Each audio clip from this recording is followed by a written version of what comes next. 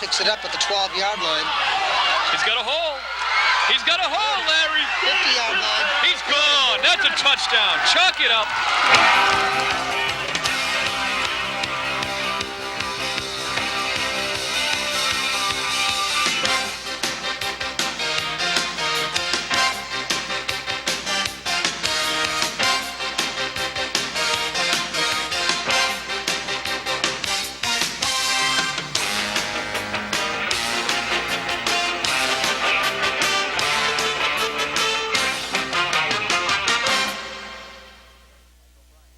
Welcome to Beverly Sports Talk. I am your host, Mike O'Brien, and we will be on the air bi-weekly here on BEV-TV prior to the high school event to be shown at 8 o'clock. You know, the city of Beverly has a proud tradition of youth-organized sports. Baseball, basketball, football, swimming are all part of our community, and we plan on focusing on each one of these in future shows. But tonight, we'd like to focus on Beverly High School and their new athletic director, Leroy Red Hutt, a very likable man who has been part of our community for a number of years. Red succeeds the very likable Bill Hammer, who has stepped down to concentrate on his teaching duties. We caught up with Red last week at Beverly High School, and we also met with his entire staff. We are now here with Red Hutt, the new athletic director at Beverly High School. Acting athletic director at Beverly High School. Red, first of all, congratulations on your appointment. Thank you very much. We're glad you're here to get things organized. Tell me, what did you have to do the first week you took over the position? Well, actually, you have to go back further than the first week. I actually started working on the system back in about June, making up the schedules and getting everybody ready. And in June, about the 20th, I dressed the football team, and everybody was ready actually for the fall season. And at that time, I did not know that I was going to be the acting athletic director, but I was preparing to have everybody ready so when the new man came aboard, he'd be able to step right in and go right to work. How many students are in the school right now as of this September? As this September, as I understand, there's 1,250 students will be aboard. So that puts you pretty much in Division I in every sport? No, not in every sport. Not in every sport. The major sports that you're in, basketball, football, baseball, are you Division I? No. In football, with the Northeast Conference, we're in Division III. That's set by the conference rules. Baseball, basketball, we are Division I. Hockey, we're Division I. What about some of the girls' sports? All girls' sports, as far as I'm concerned, are Division I. We are very outstanding in gymnastics and soccer. Our girl program is probably as good as any athletic program on the North Shore. How many sports do you have, varsity sports, that the kids can compete in? We have 21 varsity sports at Beverly High School, and that includes, plus, I should say, 4 cheerleading squads. And of each of those programs, every one has a JV and a freshman program at this time. What are your goals here as the acting athletic director? I know that you kind of took this on a temporary position, at least you thought it might be temporary, but you've had a lot of experience with the school system. You've been here a long time. What are your goals now in the next year?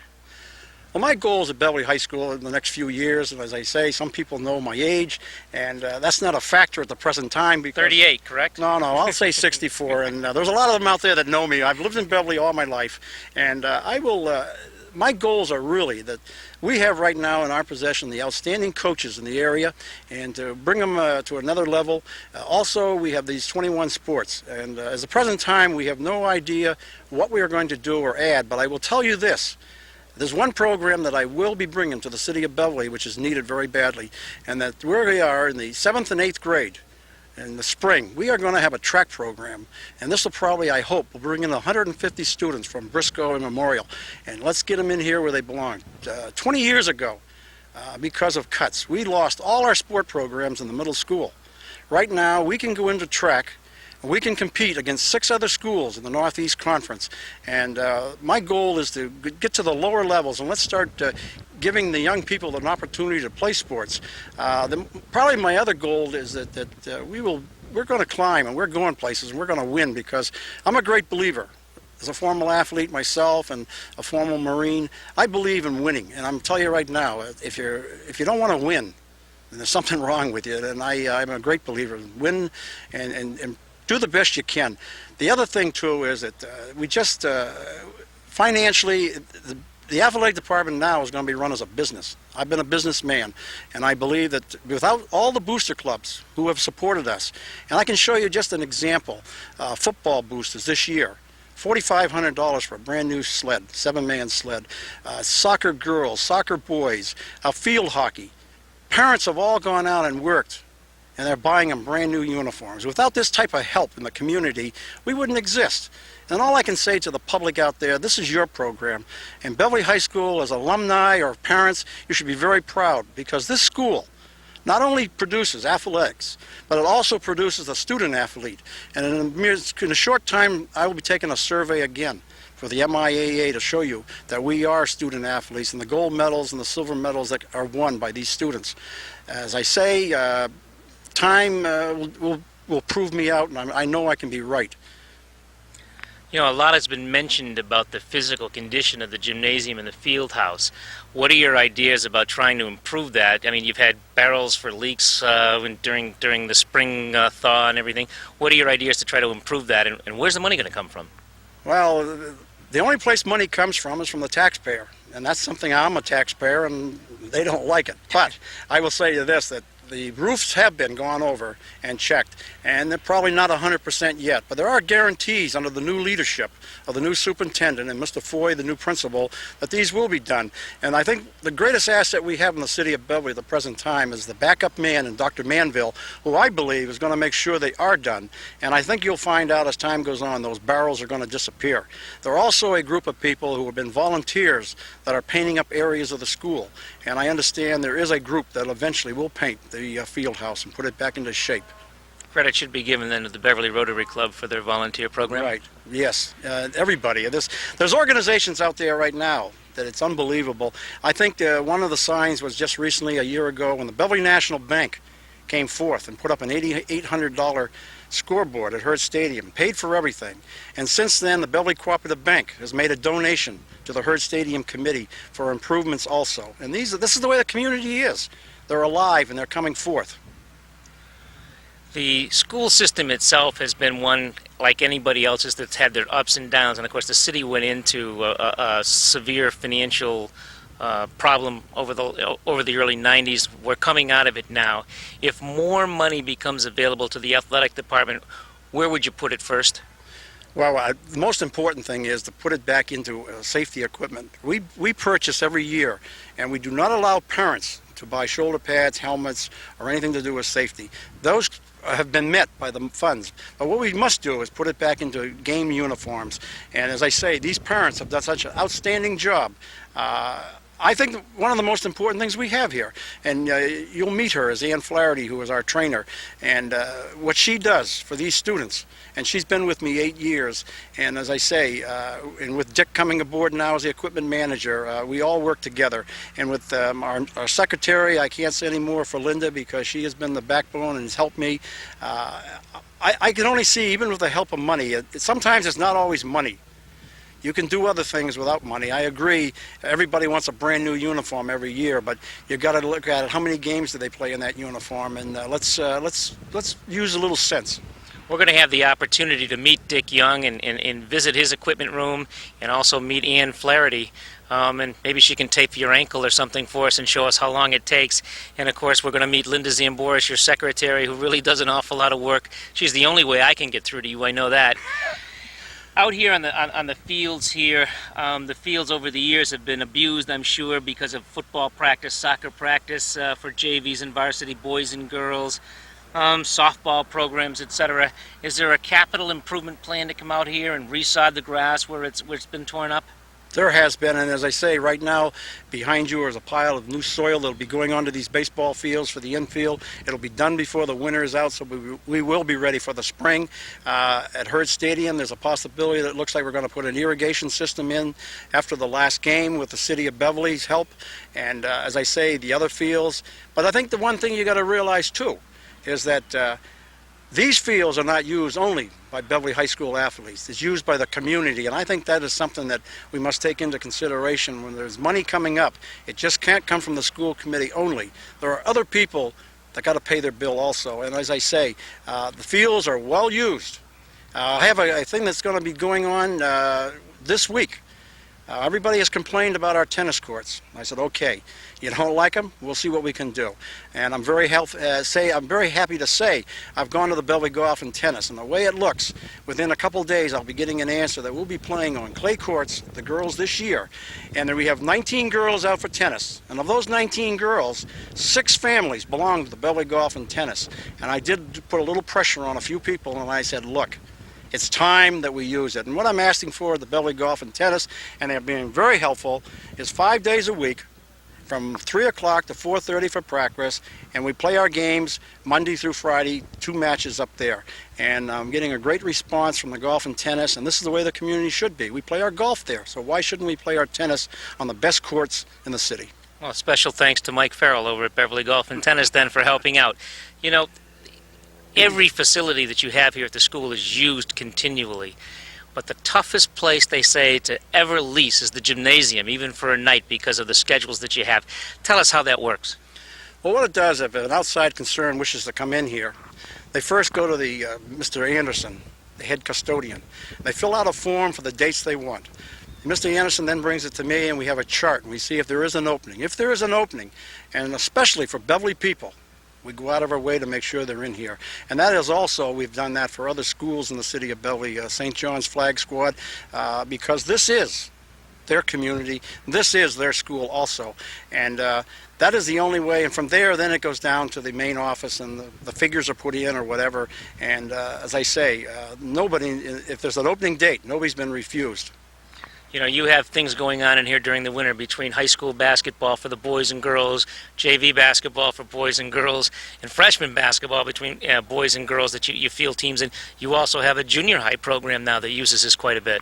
Yes, I do. And as I say, you have on Saturday, you have a traveling team in boys basketball, a traveling team in girls basketball. And this is another point. All at the junior high level. All at the junior high level. This is not. This is a point we got to remember, too, that in the city of Beverly, we have volunteers that are into Little League baseball, Midget League football, basketball, boys and girls. We also have a strong program now in lacrosse, and this year they had an outstanding program on this field for a weekend, and I don't know how many people they drew, but I'll tell you one thing, it was one of the biggest and best, and those young people did one outstanding job. This is the Northeast Lacrosse Tournament that was held here? Yes, it was. Or was it about 3 weeks ago, if I'm not... About 3 weeks ago, right. Yes. Now that you've got your staff set up, now that you're one day away from school opening, as we're taping this the day before school opens, when school opens, what type of chaos does that create for Red Hut as far as students coming back? No chaos. No chaos? Mr. Hutt has been here for 14 years. He's starting his 15th year. And I have a program where I visit with every student and every team, even when I was equipment manager. I put the rules down. The locker room at that time belonged to me. It was my house and your home. And I will say this. I feel proud that the students that come back, even going on to college. I had one the other day, especially a young lady who I had for 4 years. And she came in here and she said, Mr. Hutt, I was so happy to hear what has happened to you. And I said, thank you very much, Caitlin. And her name is Caitlin Burke. And she says, I have a present for you, Mr. Hutt. I said, what's that? She says, I'm going to give you my sister. She's a freshman soccer player.